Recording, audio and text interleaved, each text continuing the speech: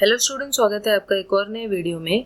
आज हम एजी गार्डिनर के फेमस ऐसे इन डिफेंस ऑफ इग्नोरेंस को अच्छी तरीके से समझ रहे हैं।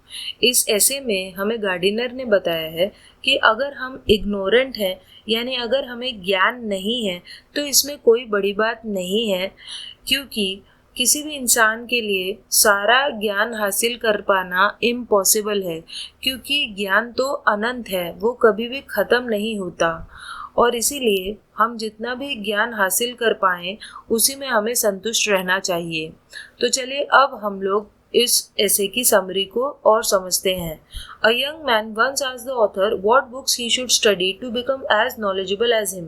तो एक बार ऑथर को यानी एजी गार्डिनर को एक इंसान ने पूछा कि वो क्या किताबें पढ़े ताकि वो एजी गार्डिनर की तरह नॉलेजेबल बन जाए, उसके पास खूब ज़्यादा ज्ञान आ जाए। तो जब ऑथर अपने आप को कंसिडर करने लगे, यानी अपने बारे में सोचने लगे, तो वो कहते हैं कि वो कोई एक्सपर्ट नहीं है इस इशू के बारे में, और वो शायद उसे अच्छी तरीके से एडवाइस भी नहीं दे पाएंगे। इसीलिए क्योंकि किसी की भी नॉलेज परफेक्ट नहीं होती, ऐसा ऑथर कहते हैं। Even those of us who are the most educated are pitifully uninformed। तो वो कहते हैं कि जो लोग ये समझते हैं कि वो बहुत ज़्यादा पढ़े लिखे हैं, उनके पास बहुत ज्ञान है, वो लोग भी बहुत ज़्यादा अनइन्फॉर्म्ड होते हैं और बहुत सारी चीज़ें उन्हें नहीं आती। और इस चीज़ को बताने के लिए ऑथर एक पर्सनल एग्जाम्पल देते हैं। वो कहते हैं कि उन्हें भी अपने शरीर के बारे में पूरी नॉलेज नहीं है। जैसे कि अगर उनसे कोई पूछे कि एपिग्लोटिस कहाँ होता है, तो वो नहीं बता पाएंगे। एपिग्लोटिस गले के एक पार्ट को कहते हैं, लेकिन शायद ऑथर इस बात को बता ही नहीं पाएंगे। उसी तरीके से बहुत सारे लोग ऐसे होते हैं जिनको नहीं पता कि डायग्राम कहाँ पे होता है ह्यूमन बॉडी में। इसी तरीके से जो मेडिकल फैकल्टी है, यानी जो डॉक्टर्स वगैरह होते हैं, वो भी बहुत सारी मिस्ट्रीज को, शरीर की बहुत सारी चीज़ों को अभी तक नहीं जान पाए हैं। According to the author, sometimes our ignorance puts us in difficult situations। तो ऑथर कहते हैं कि कभी कभी जो हमारा इग्नोरेंस है, यानी जो हम नहीं जानते, वो हमें डिफ़िकल्ट चीज़ों में फंसा देता है। तो वो बताते हैं कि कैसे एक बार वो एक जड़ को, रूट को उखाड़ रहे थे, लेकिन वो बाहर ही नहीं आ पा रही थी। बाद में उन्हें पता चला कि जिसे वो जड़ समझ रहे थे, वो तो एक बहुत बड़ा पेड़ है, यानी पेड़ का हिस्सा था वो। और वो बहुत ही बड़ा था, लंबा था, और उसके बहुत दूर तक उसकी जड़ें फैली हुई थी। तो उसे, लेकिन ऑथर को ये बात नहीं मालूम थी, और वो बस उस जड़ को खींचते ही जा रहा था। और फिर जब एक औरत ने बताया कि तुम जिस जड़ को खींच रहे हो वो सिर्फ जड़ नहीं है, वो तो बहुत बड़ा पेड़ है, तुम उसे कभी नहीं उखाड़ पाओगे, तब ऑथर को शर्म आई इस बात पर। The author goes on to state that when he had a conversation with someone who had dedicated his life to tree culture, it made him realize how little he knew about the different types of poplar trees। तो वो बताते हैं कि जब वो एक ऐसे इंसान से बात कर रहे थे जो ट्रीज को पढ़ रहा था, तब उन्हें समझ में आया कि उन्हें ट्रीज के बारे में, पॉपुलर एक तरह का ट्री होता है, उसके बारे में उन्हें कुछ भी नहीं पता। Our knowledge is incredibly limited in comparison to our enormous ignorance. तो ऑथर कहते हैं कि हमारी जो नॉलेज है वो बहुत ज़्यादा लिमिटेड है, और हमारे जो इग्नोरेंस है, यानी जो चीज़ें हमें नहीं आती, वो अनलिमिटेड है। ऐसी बहुत सारी चीज़ें हैं जो हम नहीं जानते।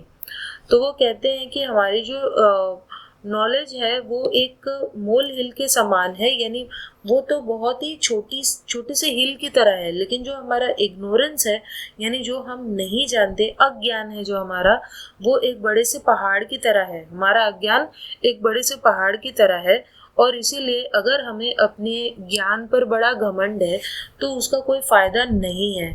The whole total of human knowledge belongs to all of humanity. तो वो कहते हैं कि जितना भी ज्ञान है, सारा का सारा, वो पूरी ह्यूमैनिटी यानी पूरे इंसानियत के लिए है, और हम बस थोड़ा बहुत उस ज्ञान में कंट्रीब्यूट कर सकते हैं अपनी लिमिटेड एक्सपर्टीज से। The procedure never ends. तो ये जो प्रोसीजर है, ज्ञान को ढूंढने का जो काम है, वो कभी भी ख़त्म नहीं होता।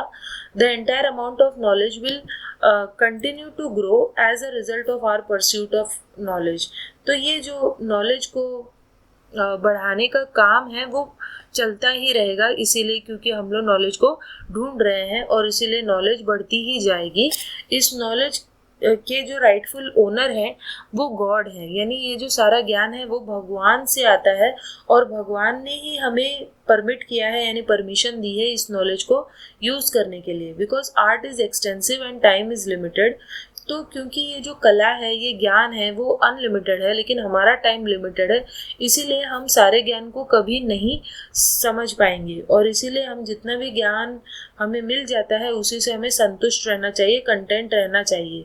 इसके अलावा ऑथर जो हैं वो एक इम्पॉर्टेंट पॉइंट को भी बताते हैं। वो कहते हैं कि विजडम में और नॉलेज में फ़र्क होता है। तो विजडम का मतलब होशियारी होता है, जबकि नॉलेज का मतलब बस ज्ञान है। The inner light of consciousness that illuminates our understanding is symbolized by wisdom। तो जब हमारी अंतरात्मा हमें कोई चीज़ बताती है वो विजडम है, जबकि नॉलेज का मतलब होता है बस फैक्ट्स, इंफॉर्मेशन को कलेक्ट करना। तो काफ़ी बार ये जो इन्फॉर्मेशन है वो गलत भी साबित हो सकती है। जैसे कि यहाँ पे वो एक एग्जांपल हमें दे रहे हैं कि सर थॉमस ब्राउन को ये नहीं पता था कि अर्थ सन के चारों ओर घूमती है। फिर भी उनको एक स्मार्ट इंसान समझा जाता है। इसीलिए हमें यहाँ पर ऑथर बता रहे हैं कि विजडम जो है वो ज़्यादा इम्पोर्टेंट है, फैक्चुअल इन्फॉर्मेशन यानी नॉलेज इतना ज़्यादा इम्पोर्टेंट नहीं है। तो ऑथर जो है फाइनली उस लड़के को कहते हैं, जो एडवाइस मांगने आया था उस लड़के को कहते हैं कि knowledge is not necessary for enjoying life. Life को एन्जॉय करने के लिए नॉलेज ज़्यादा इम्पोर्टेंट नहीं है। It is reliant on positive emotions and faith. उल्टा हमें अपने पॉजिटिव इमोशंस को अपने पास रखना चाहिए। और वो एक एग्जांपल देते हैं एक बूढ़ी औरत का जो बहुत ज़्यादा फेथफुल है, जो हमेशा भगवान को प्रे करती है। तो वो कहते हैं कि वो ज़्यादा वाइज है, उसके पास ज़्यादा नॉलेज है। प्लेटो और एरिस्टोटल से भी ज़्यादा नॉलेज उस बूढ़ी औरत के पास है, क्योंकि उसके पास अपना फेथ बरकरार है, वो भगवान में जो उसका यकीन है वो बरकरार है, इसीलिए।